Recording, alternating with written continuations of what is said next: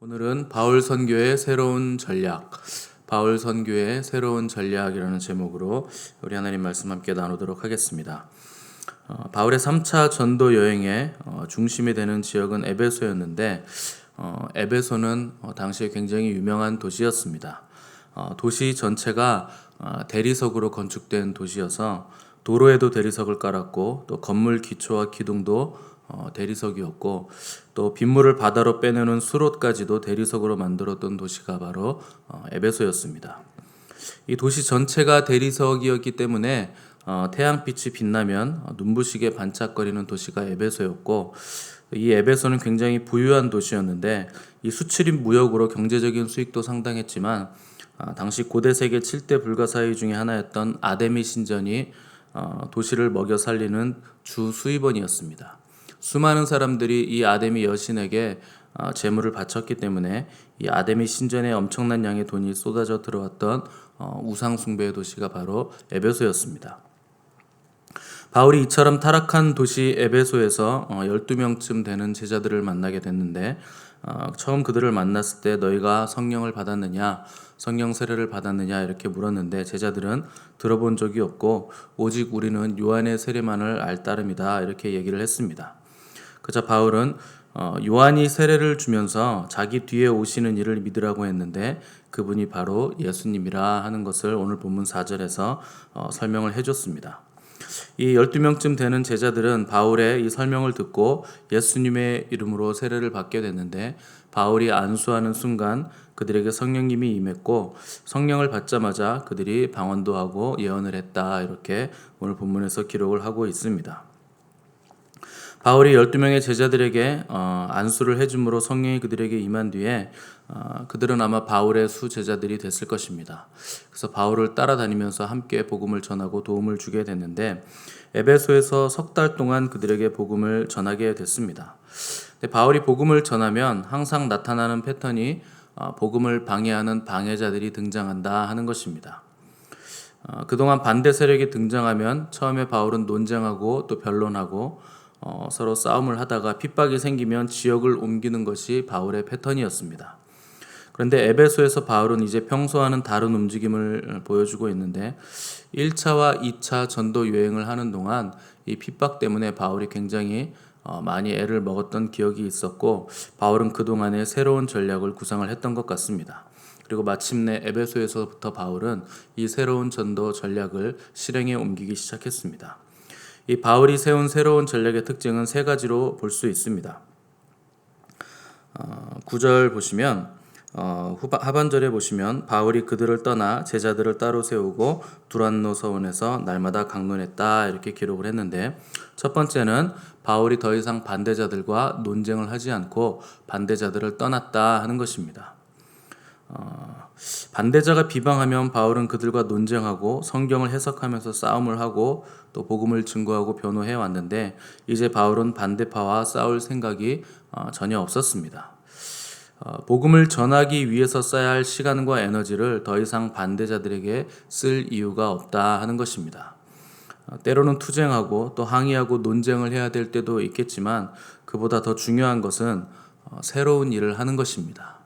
우리가 가진 에너지도 한계가 있고 시간도 한계가 있고 만날 수 있는 사람도 한계가 있습니다. 그래서 그 일을 하나님을 위한 새로운 일을 하는데 다 써야 된다 하는 것입니다.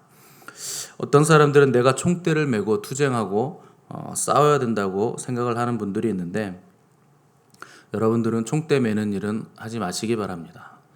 결코 좋은 일이 아닙니다.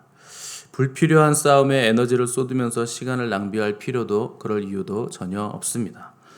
우리 주님도 수많은 반대에 부딪히셨지만 일일이 상대하거나 싸우지 않으시고 자신을 잡으려는 군중들 틈 사이를 그냥 빠져나가 버리셨습니다. 무서워서 피한 것이 절대 아닙니다. 하나님 나라를 선포하고 말씀을 가르쳐야 되고 또 병들고 귀신 들린 사람들을 자유케 해줘야 되는 시간인데 논쟁하고 싸움하느라 그 시간과 에너지를 쓸 여유가 없었다 하는 것입니다. 사도 바울도 지식이 없거나 능력이 없어서 이 에베소에서 반대자들을 떠났던 것이 아닙니다. 바울은 성경을 쓸 정도로 지성인이었고 또 탁월한 영성까지 가지고 있는 사람이었습니다.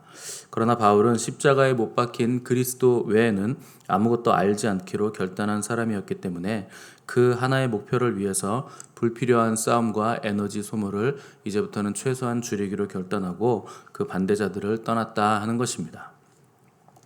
저와 여러분에게 이런 결단이 있기를 바랍니다. 그리스도인은 한 길을 가는 사람들입니다. 여기저기 기웃거릴 시간이 우리에게는 없습니다. 중요하지 않은 일에 힘과 에너지를 쏟지 않겠다는 결단을 우리는 반드시 하셔야 됩니다. 인생은 한 번의 기회밖에 없기 때문입니다. 여러분들이 이 세상에 태어나서 인생은 딱 한 번밖에 살지 못합니다. 그런데 그 한 번 사는 인생이 우리가 천국을 가느냐 지옥을 가느냐의 기로를 가르는 아주 중요한 인생입니다. 두 번 하나님께서 기회를 주지 않고 절대 지나간 시간은 다시 되풀이되지 않습니다. 이것도 하고 저것도 해서는 아무것도 이룰 수가 없습니다. 가장 중요한 그것은 하나만 우리가 결정해서 그 일을 해야 됩니다. 주님을 위해서 한 번뿐인 우리의 인생, 우리의 삶을 드리는 결단을 하시는 은혜가 있기를 간절히 바랍니다. 바울이 세운 새로운 전략의 두 번째 특징은 제자들을 따로 세우는 것이었습니다. 바울은 반대자들과 논쟁할 시간을 없애기 위해서 독립적인 공간에서 사역을 시작했는데 그것이 바로 두란노 서원 사역입니다.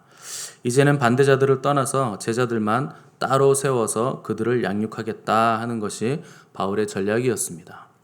따로 세운다 하는 것은 구별시켰다는 것입니다. 그것을 성경에서 뭐라고 말하는가? 거룩이라 이렇게 말하는 겁니다.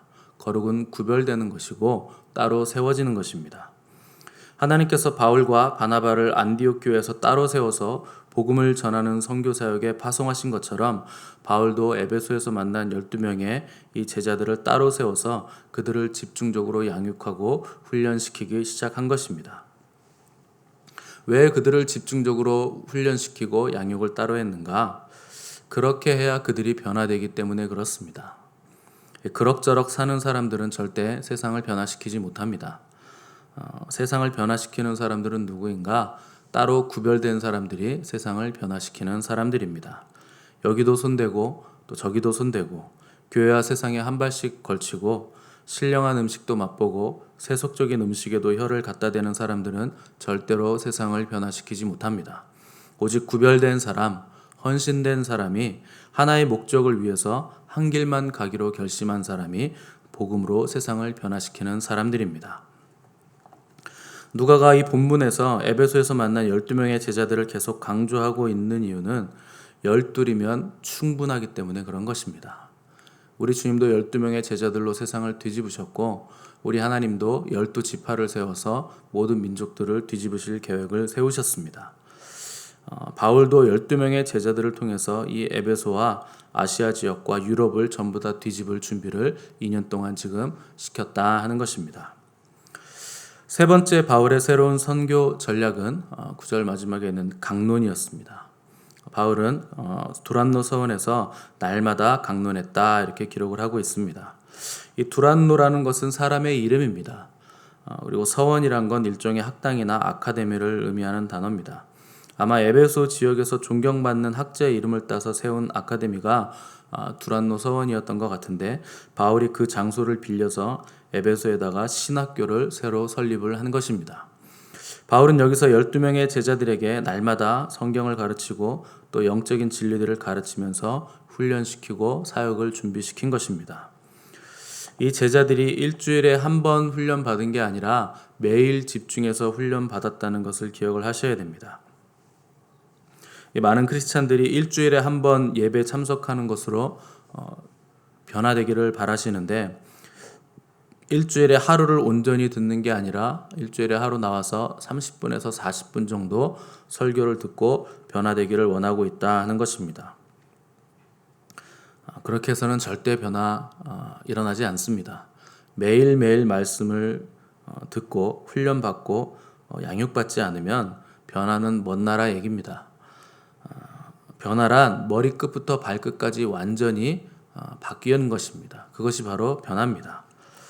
이 오늘날 자식 교육시키는 크리스찬 부모님들을 보시면 좋은 시간과 좋은 날, 좋은 것들은 전부 다 세상에 다 갖다 바치고 짜투리 시간, 짜투리 날, 남는 것을 가지고 이거 가지고 교회 갔다 와라 이렇게 교육을 시킵니다. 세상 교육위에서는 월요일부터 금요일까지 보내고 또 토요일에는 학원까지 다 보내면서 시간 쓰고 돈 쓰면서 가서 배워라 이렇게 가르치는데 가서 배우는 내용을 살펴보시면 진화론 배우고 앉아있는 것입니다.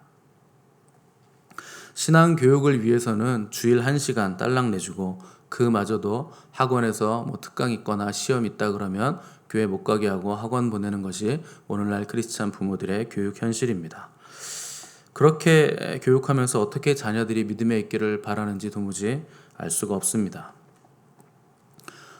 여러분들 하나님의 말씀을 배우는데 자식들에게 투자하시기 바랍니다. 자식들을 교육하실 때 하나님께 올인할 수 있도록 여러분들이 본을 보이시고 그렇게 시간 관리를 할 수 있도록 계속 교육해 주시기 바랍니다. 10절을 보니까 바울이 2년 동안 다른 것은 절제하면서 오직 말씀 사역에만 올인하자 아시아에 사는 자나 유대인이나 헬라인이나 다 주의 말씀을 듣게 됐다 이렇게 기록을 했습니다. 바울이 여기저기 돌아다니면서 복음을 전하는 것보다 제자들을 따로 세워서 집중적으로 2년만 딱 가르쳤더니 자연스럽게 선교가 이루어졌다 하는 것입니다. 겉으로 보기에 바울은 아무것도 안 한 것 같았는데 일일이 돌아다니면서 전도한 것과는 비교도 할 수 없는 엄청난 선교 사역의 열매들이 맺어졌다 하는 것입니다. 2년이면 충분한 시간입니다. 여러분 제가 반복적으로 말씀드리지만 새신자도 저희 교회 와서 2년만 양육받고 훈련받으면 얼마든지 세상을 뒤집을 수 있는 사람으로 변화될 수가 있는 것입니다. 20년, 30년이 아니라 2년만 교육받으시면 여러분도 세상을 뒤집는 제자들이 될 수 있습니다. 어떻게 그것이 가능한가? 성령의 충만함과 말씀의 충만함으로 가능한 것입니다. 그래서 교회는 말씀과 성령의 교회입니다. 말씀 하나만으로도 되는 것이 아니고 성령의 능력만으로도 되는 것이 아닙니다. 성령과 말씀의 두 기둥을 붙잡고 균형을 잡고 우리가 매일매일 훈련을 받을 때 그 사람이 2년이면 충분히 세상을 뒤집을 수 있는 사람이 될 수 있습니다. 처음 제자들이 바울을 만났을 때는 성령을 받지 못한 사람들이었기 때문에 아무런 능력이 없었습니다. 그러나 성령 체험을 경험하고 2년 동안 바울에게 말씀으로 양육을 받으니까 이들 모두가 파워풀한 사역자로 변했고 이들이 바울이 따로 세워서 집중적으로 케어하고 났더니 2년 만에 훌륭한 사역자들이 됐다 하는 것입니다. 가장 강력한 사람은 누군가? 가장 중요한 것 하나에 초점이 집중되어 있는 사람이 가장 강력한 사람입니다. 크리스찬이 왜 강력한 사람들인가? 일생 하나에 집중하는 사람들이기 때문에 강력한 것입니다. 우리가 한 길만 고집하기 때문에 강력한 것입니다. 집중이란 것, 집중하는 그 대상 외에 다른 것은 다 포기한다는 뜻입니다. 그래서 강력한 것입니다. 신앙생활에 능력이 없는 이유는 포기하지 못하기 때문에 그런 것입니다. 이것도 하고 싶고 저것도 맛보고 싶기 때문에 우리 주님에게 집중하지 못하기 때문에 우리가 능력 있는 신앙생활을 하지 못한다 하는 것입니다. 그래서 마귀는 어떻게 해서든지 우리가 우리 주님께 집중하지 못하도록 우리를 유혹하고 방해하는 것입니다. 하나님은 오늘도 하나님께 집중하는 그 한 사람을 찾고 계십니다. 왜 우리가 매일 새벽에 나와서 기도하고 또 시간을 따로 떼어서 골방으로 들어가는가? 오직 우리 주님께 집중하기 위함입니다. 우리 교회 한 사람 한 사람이 하나님께서 찾으시는 그 한 사람, 오직 주님께만 집중하는 그 한 사람들이 되시기를 간절히 바랍니다. 주님께 집중하는 삶, 주님만 바라보는 삶을 사는 사람이 여기저기 분주하게 다니는 사람보다 훨씬 더 많은 일을 할 수 있는 것입니다. 저와 여러분은 늘 주님 앞에서 주님께 집중함으로 가장 능력 있는 하나님의 종들이요 또 세상을 뒤집는 능력 있는 사역자들이 되시기를 간절히 바랍니다. 함께 기도하겠습니다.